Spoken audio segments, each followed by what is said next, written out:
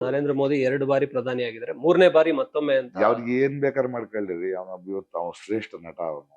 ಒಳ್ಳೆ ಕಾಸ್ಟ್ಯೂಮ್ಸ್ ಇದೆ, ಮೇಕಪ್ ಇದೆ, ಸುಳ್ಳುಗಳು ಹೇಳ್ಬೋದು. ಒಂದು ಸುಳ್ಳು ಎಷ್ಟು ಸಲ ಹೇಳ್ತೀರಿ? ಯಾವತ್ತೋ ಒಂದಿನ ಸುಳ್ಳು ಬಯಲಾಗತ್ತಲ್ಲ. ಚುನಾವಣೆ ಇನ್ನೇನು ಹತ್ರ ಬಂತು. ಕಳೆದ ಬಾರಿ 2019ರಲ್ಲಿ ನೀವು ಸ್ಪರ್ಧೆ ಮಾಡಿದ್ರಿ.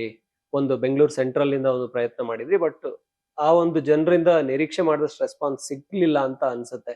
ಸೊ ಈ ಸಂದರ್ಭದಲ್ಲಿ ಒಂದು ಹೊಸ ಫೋರ್ಸ್ ಬೇಕು ಅಥವಾ ಏನು ಬದಲಾವಣೆ ಕಾಣ್ಬೇಕು ಅಂತ ಅನಿಸ್ತಾ ಇರೋರಿಗೆ ಏನು ಇನ್ಮೇಲೆ ಚುನಾವಣಾ ರಾಜಕಾರಣದಲ್ಲಿ ಇರಲ್ಲ, ಹಾ. ಬೇಕಾಗಿಲ್ಲ. ಯಾಕಂದ್ರೆ ಒಂದು ರಾಜಕಾರಣ ಏನಾದ್ರು ಗೊತ್ತಾಗಬೇಕು, ಚುನಾವಣೆಗೆ ನಿಂತು ನೋಡೋದು, ಅದು ಜನರ ಅಭಿಪ್ರಾಯವನ್ನು ನಾವು ಒಪ್ಕೊಳ್ಳಬೇಕು. ಅದಾದ್ಮೇಲೆ 5 ವರ್ಷಗಳಲ್ಲಿ ಅವ್ರು ಗೆಲ್ಲಿಸಿದವ್ರು ಏನ್ ಮಾಡ್ತಾರೆ ಅಂತ ಅವರೇ ಅರ್ಥ ಮಾಡ್ಕೋಬೇಕು, ಅದು ಅವ್ರಿಗೆ ಬಿಟ್ಟಿದ್ದು.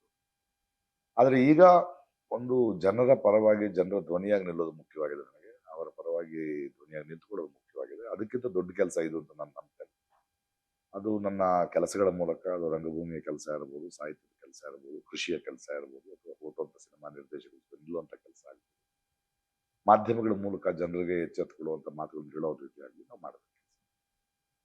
ಅದು ಚುನಾವಣಾ ರಾಜಕಾರಣದಲ್ಲಿದ್ರು ರಾಜಕಾರಣದಲ್ಲಿ ಇದೀನಿ. ನಾವು ಯಾವಾಗಲೂ ಜನ ಮತ್ತು ಮಾಧ್ಯಮ ಮತ್ತು ಕಲಾವಿದರು ನಿರಂತರ ವಿರೋಧ ಪಕ್ಷವಾಗಿರ್ಬೇಕು. ಯಾರೇ ಬಂದು ಪ್ರಶ್ನೆ ಮಾಡಬೇಕು ಸರ್. ಆದ್ರೆ ಈ ಸಿನಿಮಾನೇ ಇಲ್ಲೊಂದ್ ಕಡೆ ಪ್ರೊಪಗಂಡಾ ಸಿನಿಮಾಸ್ ಇವಾಗ ನೋಡಿ, ಸಿನಿಮಾದ ಪವರ್ ಗೊತ್ತಿರೋದ್ರಿಂದ ಕಾಶ್ಮೀರ್ ಫೈಲ್ಸ್ ಬರುತ್ತೆ, ಕೇರಳ ಫೈಲ್ಸ್ ಬರುತ್ತೆ, ಇನ್ನೊಂದು ಬರುತ್ತೆ ವ್ಯಾಕ್ಸಿನ್ ವಾರ್ ಬರುತ್ತೆ. ಈ ಮಾರ್ಚ್ 1ಕ್ಕೆ ಮತ್ತೊಂದಷ್ಟು ಸಿನಿಮಾಗಳಿದಾವೆ ಪ್ರೊಪಗಂಡಾ ಸಿನಿಮಾಗಳ ತಪ್ಪಿಲ್ಲ ನೋಡಿ. ಯಾರು ಯಾವ ಸಿನಿಮಾ ಮಾಡಿದ್ರು ಏನ್ರಿ, ಅವನವನ ಅನಿಸಿಕೆಗಳನ್ನ, ಅವನವನ ಐಡಿಯಾಲಜಿಗಳನ್ನ ಹೇಳಬೇಕು. ಸ್ವೀಕರಿಸೋ ಜನ ಏನ್ ಮಾಡ್ತಾರೆ ಅಂತ ನೋಡಿ. ಅಲ್ಲ, ಇಷ್ಟು ದೊಡ್ಡ ಪ್ರಭಾವ ಇರುವಂತ ಮೀಡಿಯಂ ಒಂದಷ್ಟು ದೊಡ್ಡ ಪರಿಣಾಮ ಬೀರ್ಬೋದಾ ಚುನಾವಣೆ ಮೇಲೆ? ಒಬ್ರು ಪರವಾಗಿ ಅದು ಬೀರುತ್ತೆ, ಕೆಲವು ಸಲ ಬೀರುತ್ತೆ. ಅದಕ್ಕೆ ಜನ ಯೋಚನೆ ಮಾಡಕ್ ಶುರು ಮಾಡಬೇಕು. ಕೊನೆಗೂ ನೋಡಿ, ಚುನಾವಣೆಯಲ್ಲಿ ರಾಜಕಾರಣದಲ್ಲಿ ಯಾವುದೋ ಒಂದು ಪಕ್ಷವೋ ಒಬ್ಬ ರಾಜಕಾರಣಿಯೋ ಗೆಲ್ಲೋದು ಸೋಲೋದಲ್ಲ. ಈ ಸರಿಯಾದವ್ರನ್ನ ಆರಿಸಿದ್ರೆ ಜನ ಗೆಲ್ತಾರೆ, ಸರಿಯಾದವ್ರನ್ನ ಆರಿಸಿದ್ರೆ ಜನ ಸೋಲ್ತಾರೆ. ಅದು ಪ್ರಜಾಪ್ರಭುತ್ವ. ನೀವು ಗೆಲ್ತೀರಾ, ನೀವು ಸೋಲ್ತೀರಾ, ನೀವು ಡಿಸೈಡ್ ಮಾಡಿ.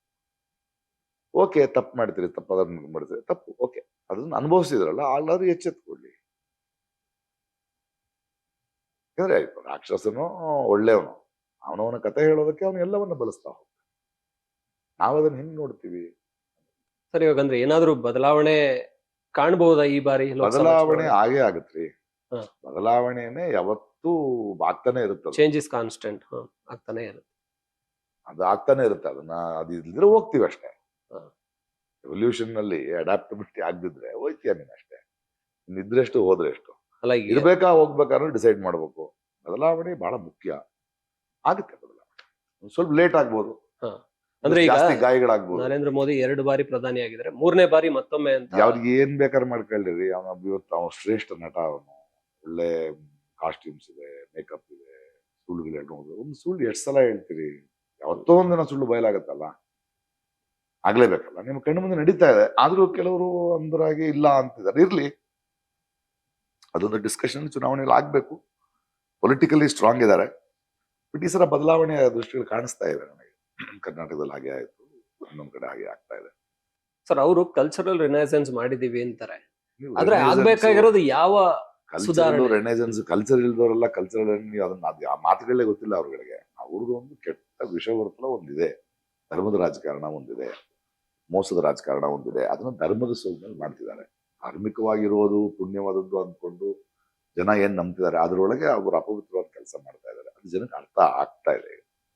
ನಿನ್ನೆ ರಿಪೋರ್ಟ್ ಬಂದಿದೆ, ಗುಜರಾತ್ ನಲ್ಲಿ ಎಲ್ಲ ಆಸ್ಪತ್ರೆಗಳು ಪ್ರಧಾನಮಂತ್ರಿ ಯೋಜನೆಯಿಂದ ಚಿಕಿತ್ಸೆಗೆ 300 ಕೋಟಿ ಬ್ಯಾಲೆನ್ಸ್ ಇದೆಯಂತೆ.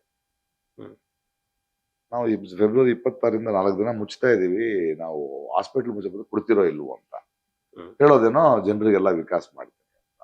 ಇವತ್ತು ಚುನಾವಣೆ ಮೀಟಿಂಗ್ಗಳಿಗೆ ಟೈಮ್ ಇದೆ, ರೈತರಿಗೆ ಟೈಮ್ ಇಲ್ಲ. ಒಂದೇ ಭಾರತ್ ಬಿಡಕ್ ಟೈಮ್ ಇದೆ, ಮಣಿಪುರ್ಗೆ ಟೈಮ್ ಇಲ್ಲ. ಏನ್ ಮಾಡೋಣ ಮನುಷ್ಯನ? ಒನ್ ಸೈಡೆಡ್ ಆಗ್ತಿದೆಯಲ್ಲ, ಅದು ಕೊನೆಗೂ ಅರ್ಥ ಆಗ್ಬೇಕಲ್ವಾ ನಮ್ಗೆ. ಧಾರ್ಮಿಕ ಮತಾಂಧತೆ ಯಾವತ್ತು ಕೆಲಸ ಮಾಡೋದು. ಎಲ್ಲಾ ಧರ್ಮದವರು ಅದಕ್ಕೆ, ಎಲ್ಲದರಲ್ಲೂ ಮತಾಂಧರಿದ್ದಾರೆ.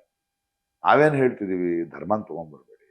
ಅದರಿಂದ ರಾಜಕಾರಣ, ಅದರಿಂದ ಆಡಳಿತ ನಡೆಯಲ್ಲ, ಅದರಿಂದ ಹಸಿವು ನೀಗಲ್ಲ, ಅದರಿಂದ ನಿರುದ್ಯೋಗದ ಸಮಸ್ಯೆ ಹೋಗಲ್ಲ, ಅದರಿಂದ ಮಕ್ಕಳಿಗೆ ಶಿಕ್ಷಣ ಸಿಗಲ್ಲ, ಹಾಸ್ಪಿಟಲ್ ಸಿಗಲ್ಲ, ಸಮಾನತೆ ಸಿಗಲ್ಲ. ನಮಗೆ ಬೇಕಾಗಿರೋದು ಅದು. ಅದನ್ನ ಮಾಡೋದಕ್ಕೆ ದುಡ್ಡು ಕೊಡೋದು, ಅದನ್ನ ಮಾಡೋಕ್ಕೆ ಟ್ಯಾಕ್ಸ್ ಕೊಡೋದು.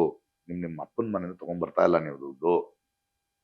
ಅದನ್ನ ಯಾವತ್ತು ನೋಡಿ, ಫಲ ಅನ್ನೋದು ಆಡಳಿತ ಮಾಡೋರ ಹತ್ರ ಅಲ್ಲ ಇರ್ಬೇಕಾಗಿರೋದು. ಆಡಳಿತಕ್ಕೆ ಒಳಗಾಗಿದೀವಲ್ಲ ನಾವು, ನಮ್ದು ಬಲ. ಹೌದು. ರಿವರ್ಸ್ ಯಾಕಾಗಿದೆ?